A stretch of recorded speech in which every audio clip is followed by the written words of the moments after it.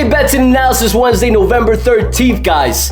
Painful way to lose yesterday's game. We had it in the bag as Steph Curry did Steph Curry things, tipping my hat to him because that was an amazing performance. We lost by half a point, guys. I should have bought it to 3 points. Should have, could have, would have. I didn't. I'm not going to harp on it. No excuses. We bounced back today, guys. We're investing here, not gambling. And at the end of the day, we're looking to win each week and each month, not every day.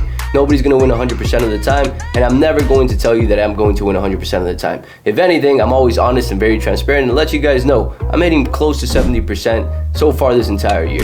And if you go look at my profile, one key thing and beautiful thing about following me is I post my results every single day with my tickets, because transparency is key in this industry. It's very easy to just go post your winners and avoid posting your losers so you look like the champ. But in reality, losses happen, guys, and I'm always going to be very transparent with it. And today we bounced back, guys. Got a big play lined up for today, NBA. And I'm going to start today's video with the quote of the day, short, concise, and sweet, but it's going to help you guys, and it touches a little bit on yesterday's game. And it's the following.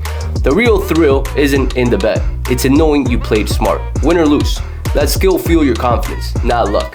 At the end of the day, the process you have every single day before picking your plays, how you pick your plays, the intentions you have every single day is going to determine your future results in this industry, guys. You can get lucky and hit a parlay once out of every 10 or once out of every 100, but at the end of the day, without the proper system, you're not going to win long term, guys. So before starting today's analysis, guys, all I ask for in return, if you guys are winning, growing, learnings for you to share the show with a couple buddies that do the same thing. You guys see it for what it is. If you guys are new to the channel, watch this week's videos and I promise you're going to be in the green. And watch the videos for a month before joining my team and I promise you're going to make money. Everybody that's watching my YouTube and has been for the, let's say 2, 3, 4 months that I've been doing this is profitable and big time. And the comments show you guys that. So let's get to today's analysis, guys. We got a couple key plays lined up for NBA, guys. We got some good games yesterday. A lot of weird games. Let's call it what it is. One of them, Pistons Heat. What an ending to that. The Pistons ended up winning that game. Erik Spoelstra calling a timeout without having a timeout cost him that game. Weird outcomes at the end of the day, right? Dallas losing at the last second. Weird games. But today we have more of a full lineup and they're not in-season tournaments. And the game that I'm looking at for you guys today, that it's going to be a winner, we're going to make the NBA season 7-2 after this game, is Indiana Pacers at Orlando Magic. The Pacers just beat Orlando Magic in Indiana 3-4 games ago. The Orlando Magic are dealing with key injuries, one of them being Banchero, which is their best player. This kid is the future of this team and their franchise player, and he's been down, and he's out for the unforeseeable future. Ryan Carter, their center, he's day-to-day, but it's most likely looking like he's not going to play today. This line opened up pretty much on the even mark, and it pushed up to -1.5 for the Pacers, and it's been pretty steady at this line, -1.5 so far. Now, I am recording this video at 10 a.m., the game's at 7, right? So we got 9 hours till game time. A lot's going to fluctuate. Now, so far, this morning, we're seeing lopsided action going to the Indiana Pacers. On the spread, you're getting 73% of the bets and 89% of the handle. Handle is cash. On the money line, you're seeing very similar numbers, 64% of the bets and 79% of the handle, cash. The Magic are not getting much traction. And the reality of the matter is the Magic are going through injuries, and along with that too, they played yesterday, so they're on a back-to-back. Whereas the Pacers, last time they played was November 10th, 3 nights ago, 3 days ago. So they're a little bit more rested coming into this game, and along with that, a little bit more healthy. Now, the Pacers are dealing with some injuries as well, and some of them that are key. One of them is Nembhard, their point guard. He's a key player, but at the end of the day, they still have a very deep team, right? Paul Siakam, Turner. Miles Turner, in my opinion, is one of the better centers in the league. That's very underrated, and they're a good team altogether, right? Now, head-to-head, guys, rather even this season. They're 1-1. Orlando won a key game when Banchero put up 50 points game 1, and the Pacers won a close game 2 without Banchero, right? Now, that last game with the Pacers, the Orlando Magic were figuring it out without their key player. In their last 3 games, the opponents haven't been the best, but they've been pretty dominant altogether.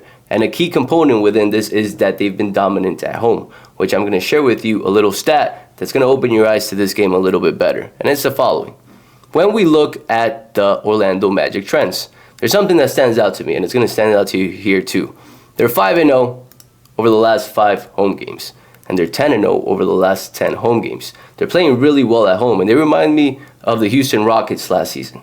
The Houston Rockets last season were great at home, and away they shit the bed. And this season, the Orlando Magic are 1-5 or 1-6 away, but they're 5-0 at home. So they're protecting their home court and they're comfortable playing there. And they played there last night. They destroyed the Hornets. And today, they're playing Indiana Pacers teams that's very vulnerable defensively. They're great offensively, but defensively, they rank in the bottom of the league. Indiana's trends, away games, they're 3-7 over the last 10 away games. Now, don't get me wrong, Orlando's dealing with some key injuries, but those stats stand out big time. 10-0 at home over the last 10, that's big time, right? Now, key stats that we look at for this game. Key stats, key components. One of them is turnover. Turnovers, how many turnovers essentially they're causing and how many turnovers they're having each game offensively. And in this case, Indiana does have the lead, turnovers-wise, right? Orlando's sitting a little bit below there when it comes to turnovers. Now, when it comes to rebounding, that's where Orlando does have an edge in this game. And along with that 2 field goal percentages offensively, Indiana has the edge. Now, this is what's going to stand out for you guys. I look at this a lot, the defensive stats for the teams. Defense wins championships. At this point, every team can score. Every team shoots the 3 well. The centers all shoot the 3 well. Now, obviously, they're not all the same. They're not all Steph Curry, but offensively, the game has progressed a lot. And they're scoring a lot more points because of the pace per play, and along with that because of the 3-point shooting. But defense lacks now in this game significantly, and Indiana Pacers are a prime team of that. So I look at the defensive stats, and I try to avoid teams that are sitting in the bottom half of that. And Indiana Pacers is one of these teams right now. Atlanta Hawks sitting right behind them. Philadelphia 76ers sitting close to them, and the Pelicans are the worst team right now defensively. So the bottom 5, very similar to MLB, if you followed me during MLB season, I don't like to take teams in the bottom 5 of OPS because they're not batting well. I don't like to take teams in the bottom 5 of defensive stats because they're not defending well, and any team can score on them. And again, the league has progressed a lot. Players are scoring at record levels right now and shooting threes at record levels, which benefits, in this case, Orlando Magic, which is playing well at home. They're rebounding the ball better, and defensively they're better, and they're very undervalued, guys. Let's put it into perspective. Yesterday's game, which I was going to a little bit, was they got this guy, Frank Wagner.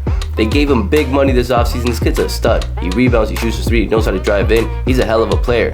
And they have players like that. They have Cole Anthony that can come in and make an impact. They have Suggs, player from Gonzaga that played extremely well in college, is starting to make a statement in this team. So for me, guys, this is a situation where I want to look how the line progresses a little bit more throughout the day.